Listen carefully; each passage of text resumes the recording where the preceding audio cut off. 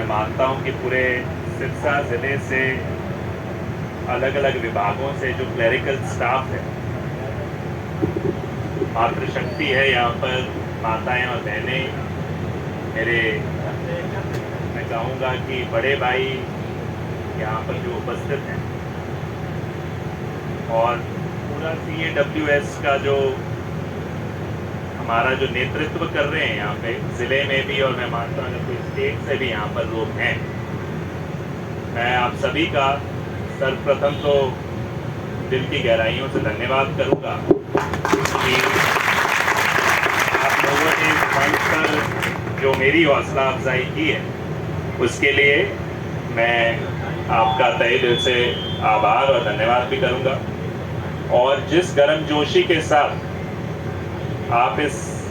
संघर्ष को, इस आंदोलन को चला रहे हैं, उसके लिए भी आप लोग बधाई के पात्र हैं।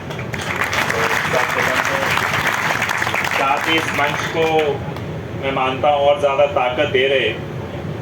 हमारे बहुत ही सम्मानित अमीर चंद चावला जी की भी यहाँ पर उपस्थित है, हमारे मास्टर दिलीप सिंह जी जो बहुत लंबे समय से मेरे साथ, मेरे पिताजी के साथ भी और वैसे भी कर्मचारियों के लिए हमेशा कहीं ना कहीं संघर्ष करते हैं, राम सिंह जी, कपिल सारोगी जी और सभी जो यहाँ पर साथीगण, हमारे गजानंद जी और सभी जो साथीगण यहाँ पर उपस्थित हैं, मैं सबका आभार व्यक्त करूँगा कि आज आपके इस अभियान को और ताकत देने के लिए वह भी अपना कीमती समय निकाल कर आए। अभी जैसे इन्होंने कहा कि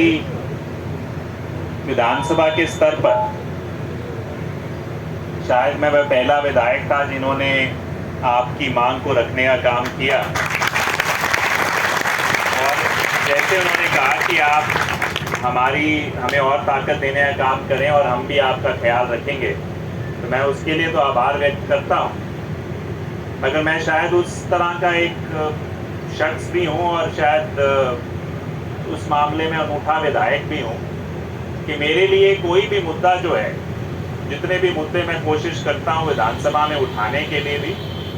ज़्यादातर कोई पर्सनल या व्यक्तिगत स्वार्थ से नहीं जुड़े होते। कहीं ना कहीं अगर मुझे कोई मुद्दा मुझे लगता है सही है और जिसकी मैं अपनी ताकत को जिसके अंदर इस्तेमाल कर सकता हूँ, जिनके बेहतरी के लिए, जिनके हित के लिए, उसके लिए हमेशा प्रयास करता हूँ, सच्चे मन से प्रयास करता हूँ। पहले भी, और मैं मानता हूँ विधानसभा, शायद ये मैंने पहुँचने के बाद भी देखा, मगर विधानसभा और हर एक, मैं मानता हूँ जो सिस्टम है, जैसे आज आपके एक यूनियन है, यूनियन की अपनी एक ताकत है, और जो विधानसभा है, जो पटल है, उसकी एक अपनी ताकत मैं मानता हूँ। अगर उसका सही इस्तेमाल किया जाए तो जनहित के कई मुद्दों को हम कोशिश करके विपक्ष में होकर भी उस पर प्रयास कर सकते हैं। और मेरी जो पिछला 3 साल रहा, यही मैंने कोशिश की कि इस विधानसभा के पटल का सही इस्तेमाल कर जिन जिन मुद्दों के ऊपर प्रयास करके हम कुछ सफलता ले सकते हैं, वो सफलता हासिल करने का प्रयास किया। और उसकी ताकत का सबसे बड़ा उदाहरण है, मैंने सबसे पहले एक मुद्दा उठाया था EWS के लिए, इकोनॉमिकली वीकर सेक्शन। जब मैं नया नया विधायक बना था, मेरे पास भी कोई खास ऐसा नहीं था कि तजुर्बा था, बट कुछ साथी मेरे पास आए, उन्होंने कहा विधायक जी, हम सभी विधायकों के पास भी गए, सीनियर विधायकों के पास भी गए, सरकार के पास भी गए, और हमारी एक मांग है कि जो पुलिस कर्मी जो भर्ती होती है, पुलिस की भर्ती होती है, उस भर्ती के अंदर जो EWS का प्रावधान है सरकार का, उसमें कोई एज रिलैक्सेशन का प्रावधान नहीं। जैसे SC वर्ग को मिलता है, OBC वर्ग को मिलता है, हमारे EWS को आपने एक कैटेगरी तो बना दी कि भाई इसको स्पेशल ताकत देने की सरकार बात करती है, पर उसमें एज रिलैक्सेशन का प्रावधान नहीं है। जब आप एग्ज़ाम्स देते हो तो आपको, हमें एक साधारण श्रेणी के हिसाब से ही हमें मौका दिया जाता है, और जो बहुत बड़ी खामी, और मुझे समझ आया कि अगर आप ताकत देना चाहते हो EWS वर्ग को, तो एग्ज़ाम्स के अंदर जिस तरीके से SC वर्ग या बीसी वर्ग के लिए है उस तरीके से इनके लिए भी होना चाहिए। अब ये जैसे मैंने कहा कि कोई मेरे लिए कोई राजनीतिक मुद्दा नहीं था, क्योंकि ये नहीं है कि मैं इसको उठाऊंगा और डवाली की जनता मुझे वोट देने का काम करेगी, पर मुझे लगा ये मुद्दा सही है और इनको हक मिलना चाहिए। और मैं नया नया विधायक था तो मैं निसंकोच मुख्यमंत्री जी के पास गया और मैंने उन्हें तथ्य दिए, क्योंकि राजस्थान का और हिमाचल का और बाकी स्टेट्स में जो था EWS का, वहाँ पर एज रिलैक्सेशन का प्रावधान था पुलिस कर्मियों की जो भर्ती होती थी, मगर हमारे यहाँ पर नहीं था। और उस मुद्दे को मैंने मुख्यमंत्री जी को भी समझाया, उनको भी उस समय समझ आया। उन्होंने कहा कि देखेंगे जांच पड़ताल, मतलब आगे बनी नहीं बात, तो मैंने विधानसभा में 2 बार उठाया और आखिर बार मुख्यमंत्री जी ने इसकी विधानसभा में घोषणा की कि हम EWS को एज रिलैक्सेशन का प्रावधान करेंगे। वो एक सफलता थी कि किस तरीके से विधानसभा के पटल का सही इस्तेमाल करके जनता का जो मुद्दा है, सही मुद्दा है, उसको हल कराया जा सकता है। उसी का एक और छोटा उदाहरण था, जब मेरी एक सबसे बड़ी जो कोशिश है, क्योंकि जो सिरसा ज़िले और स्टेट के लिए और ख़ास करके हमारे डवाली हल्के के लिए मैं मानता हूँ, जो नशे की समस्या है, और इसके लिए मैं पहले दिन से लगा रहा। और उस समस्या को दूर करने के लिए केवल मैं मानता हूँ बातें करने से, नारे देने से, सरकार को कोसने से बात नहीं बनेगी। बात बनेगी अगर हम कुछ में बदलाव लेकर आएँ। और हमारा मेरी सोच थी कि भाई डवाली को पुलिस ज़िला बनाया जाए, कि वहाँ पर SP महोदय बैठे, पूरी पुलिस की ताकत हो, तब शायद डवाली जैसे जो 2 राज्यों से सटा हुआ क्षेत्र है, वहाँ कुछ ना कुछ बदलाव आएगा। अब मैं ये कह सकता था मैं विपक्ष में हूँ, कौन मेरी बात मानेगा, मगर प्रयास थे कि अगर आपको सही मायने में एक सोच है कि ये बदलाव आना ज़रूरी है, तो आप उस पर लग जाते हैं। और मैंने हर एक विधानसभा सत्र में तकरीबन किसी ना किसी तरीके से इस मुद्दे को उठाया। मुख्यमंत्री जी से फिर मिला कि ये बहुत ज़रूरी बात है, और मुझे पता था इस पर राजनीति होगी। अगर एक पुलिस ज़िला बनता है और एक विपक्ष के विधायक के कहने से बनता है, तो राजनीतिक रूप से आपको पता है उसके मायने क्या होते हैं। तो सरकार ने उसमें बड़ा ढील दी, 3 साल तक नहीं हुआ। आखिरकार पिछले विधानसभा सत्र में मैंने सरकार को एक चेतावनी भी दी थी, अल्टीमेटम भी दिया था कि अगर आपने आने वाले समय में नहीं किया तो हमारे पास जन आंदोलन ही एकमात्र विकल्प रहेगा। मुझे खुशी है आखिरकार सरकार ने, मुख्यमंत्री जी ने मेरी बात को शायद माना, गौर किया। तो जो 3 महीने पहले यहाँ पर डवाली में आए थे, और कुछ घोषणा तो नहीं हुई, कम से कम ये घोषणा ज़रूर करके गए कि डवाली को तो आने वाले 15 अगस्त से डवाली पुलिस ज़िला होगा और वहाँ पर SP महोदय बैठेंगे। तो इस तरह की कुछ और भी घटनाएं हैं। मैं ज़्यादा समय आप लोगों का ना लेता हूँ, लंच का भी आप लोगों का समय। तो यही कहने की मेरी भूमिका का मकसद ये था कि अगर प्रयास करते हैं, मेरी हमेशा एक ही सोच है, कोशिश करने वालों की हार नहीं होती। अगर हम सही मुद्दे पे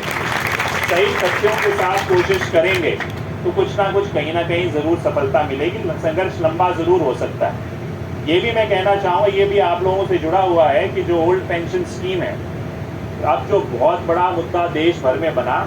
जब शुरुआत हुई थी इसका भी, तो सबसे पहला विधायक जिसने ओल्ड पेंशन स्कीम का भी मुद्दा हरियाणा की विधानसभा में उठाया था, वो भी मैं था। उसके साथ साथ बाद में हमारे विधायक जो है दादा गौतम, उन्होंने भी बात रखी थी। क्योंकि उस समय भी कुछ साथी जो आपके प्रदेश कार्यकारिणी के अध्यक्ष हैं, वो मुझे मिलने आए थे कि भाई साहब हम आपसे, तो मैंने कहा कि मुझ जैसे नए विधायक की आवाज़ कौन सुनेगा, आपके पास बड़े बड़े विधायक हैं, आप उनके पास कहते, सभी से हमने बात की है, मगर हमें उम्मीद है शायद आप बात रखेंगे। तो वो EWS और वो मैंने सबसे पहले जो मुद्दे उठाए थे, और मुझे खुशी है आखिरकार वो बढ़ते बढ़ते एक बहुत बड़ा, जितनी मैं अपनी छोटी भूमिका निभा सका, मगर आज पूरे देश का मुद्दा है और कई स्टेट्स ने, कांग्रेस स्टेट्स ने उसको मानने का भी काम किया है। उम्मीद है कि जब हमारी सरकार बनेगी तो उसको भी हम लागू करने का काम करेंगे। तो मैं ज़्यादा ना कहता हुआ यही कहूँगा, आपको विश्वास दिलाऊंगा, जो मैं विधानसभा के पटल की ताकत बता रहा था, पिछली बार भी मुझे कोई ऐसे साथियों ने मिलकर इतना कुछ नहीं कहा था क्लरिकल स्टाफ ने कि भी आपने ये मुद्दा उठाना है। कुछ साथियों ने क्या किया कि मैंने एक पोस्ट डाला था अपने सत्र से पहले, शायद 1.5-2 साल पहले, जब भी मैंने उठाया था 1-1.5 साल पहले, तो उस समय एक पोस्ट डाला था कि जो जो आपके डिमांड्स हैं, मुद्दे हैं, वो कृपया मुझे भेजिए। तो मैं जब पढ़ने लगा तो कई साथियों ने ये 35-400 का मुद्दा फिर मैंने जानकारी ली और मुझे सही लगा और मैंने उठा दिया। मुझे पता नहीं था इसका संघर्ष का कौन आगे चला रहा है। अब मैं यही आपको विश्वास दिलाता हूँ, अगला विधानसभा सत्र होगा, अगर सरकार कई बार, क्योंकि समय की बड़ी किल्लत रहती है, कई बार 4 मिनट में कहते हैं कि बैठ जाइए अब आपका समय हो लिया। तो मैंने एक बार कहा था कि यहाँ पे हंसी मजाक का तो समय पूरा दिया जाता है, चुटकुले सुनाने का,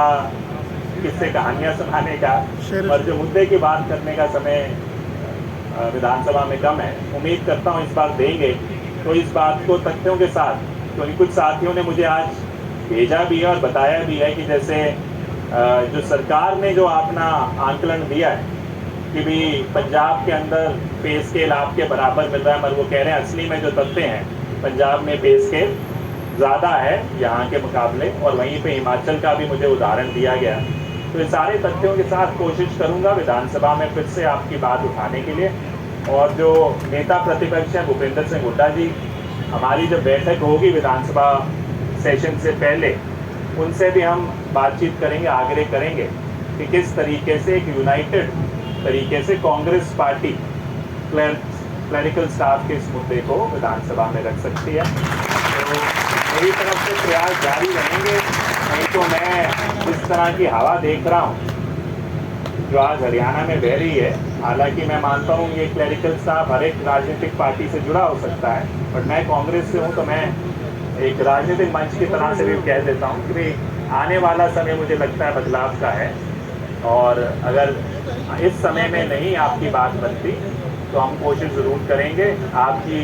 अगली बार अगर मुझे दवाली वासियों ने फिर से विधानसभा में अपनी आवाज़ बनाकर भेजा तो आपकी आवाज़ को और मजबूती से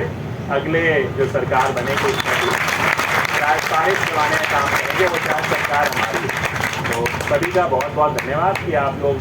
ने अपना इतना मान सम्मान बढ़ाया, और आप नहीं संकोच,